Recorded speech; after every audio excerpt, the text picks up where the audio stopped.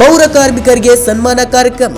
ಹೌದು, ನವ ಕರ್ನಾಟಕ ಸ್ವಾಭಿಮಾನಿ ವೇದಿಕೆಯಿಂದ ಕೋಲಾರ ಜಿಲ್ಲೆಯ ಶ್ರೀನಿವಾಸಪುರ ಪಟ್ಟಣದ ಪುರಸಭೆ ಮುಂಭಾಗದಲ್ಲಿ ಕರ್ನಾಟಕ 50ರ ಸಂಭ್ರಮ ಹಾಗೂ 78ನೇ ಸ್ವಾತಂತ್ರ್ಯ ದಿನೋತ್ಸವ ಅಂಗವಾಗಿ ತಾಲೂಕು ಮಟ್ಟದಲ್ಲಿ ಕನ್ನಡ ಭಾಷೆಯಲ್ಲಿ ಹೆಚ್ಚು ಅಂಕ ಪಡೆದ ವಿದ್ಯಾರ್ಥಿಗಳಿಗೆ ಪ್ರತಿಭಾ ಪುರಸ್ಕಾರ, ಪೌರ ಕಾರ್ಮಿಕ ಶ್ರಮಜೀವಿಗಳಿಗೆ, ಸಮಾಜ ಸೇವಕರಿಗೆ, ಕನ್ನಡ ಪರ ಪ್ರಗತಿಪರ ಸಂಘಟನೆ ಸೇವಕರಿಗೆ ಸನ್ಮಾನ ಸಮಾರಂಭ ಹಮ್ಮಿಕೊಳ್ಳಲಾಗಿದ್ದು ಸನ್ಮಾನಿಸಿ ಗೌರವಿಸಿದರು. ಹಾಗೆಯೇ ಪುನೀತ್ ರಾಜ್ಕುಮಾರ್ ರಕ್ತದಾನ ಶಿಬಿರವನ್ನು ಏರ್ಪಡಿಸಲಾಗಿದ್ದು ಸಹಸ್ರಾರು ಸಂಖ್ಯೆಯಲ್ಲಿ ಯುವಕರು ಭಾಗಿಯಾಗಿ ರಕ್ತದಾನ ಮಾಡಿದರು.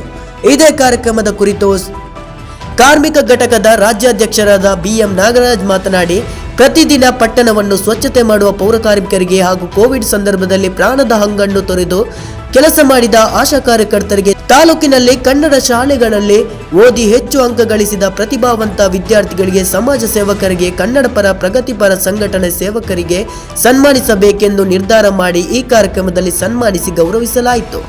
ಅದೇ ರೀತಿ ಪುನೀತ್ ರಾಜ್ಕುಮಾರ್ ರವರ ಹೆಸರಿನಲ್ಲಿ ರಕ್ತದಾನ ಶಿಬಿರವನ್ನು ಸಹ ಆಯೋಜಿಸಲಾಗಿದ್ದು ಬಹಳಷ್ಟು ಯುವಕರು ರಕ್ತದಾನಿಗಳು ಬಂದು ರಕ್ತದಾನ ಮಾಡಿದ್ದಾರೆ. ಅವರಿಗೂ ಸಹ ಧನ್ಯವಾದಗಳು ತಿಳಿಸಿದರು.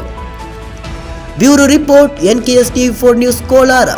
25/8/2024 ಭಾನುವಾರ ಇಂದು ನವಕರ್ನಾಟಕ ಸ್ವಾಭಿಮಾನ ವೇದಿಕೆ ಕಡೆಯಿಂದ ಶ್ರೀನಿವಾಸಪುರ ತಾಲೂಕು ಸಮಿತಿ ಕಡೆಯಿಂದ ಕಾರ್ಯಕ್ರಮ ಹಮ್ಮಿಕೊಂಡಿದ್ವಿ. SSLC ಮಕ್ಕಳಿಗೆ, PUC ಮಕ್ಕಳಿಗೆ, ಹೆಚ್ಚು ಅಂಕ ಗಳಿಸಿದ ವಿದ್ಯಾರ್ಥಿಗಳಿಗೆ ಪ್ರತಿಭಾ ಪುರಸ್ಕಾರ ಹಾಗೂ ಶ್ರಮಿಕರಿಗೆ, ಸಮಾಜ ಸೇವಕರಿಗೆ ಪ್ರತಿಯೊಬ್ಬರಿಗೂ ನಮ್ಮ ಸಂಘಟನೆಗಳಿಂದ ಸನ್ಮಾನ ಮಾಡಲಾಯಿತು. ಹಾಗೂ ಬ್ಲಡ್ ಗ್ರೂಪ್ ರಕ್ತದಾನ ಶಿಬಿರವನ್ನು ಏರ್ಪಾಡು ಮಾಡಲಾಗಿತ್ತು. ತುಂಬ ಜನ ರಕ್ತ ಕೊಟ್ಟಿದ್ದೀರಾ. ಕಾರ್ಯಕ್ರಮಕ್ಕೆ ಬಂದಿರೋ ಪ್ರತಿಯೊಬ್ಬರಿಗೂ ಹೆಸರಿನಲ್ಲಿ ಈ ಮೂಲಕ ಧನ್ಯವಾದಗಳನ್ನು ಅರ್ಪಿಸ್ತೇನೆ.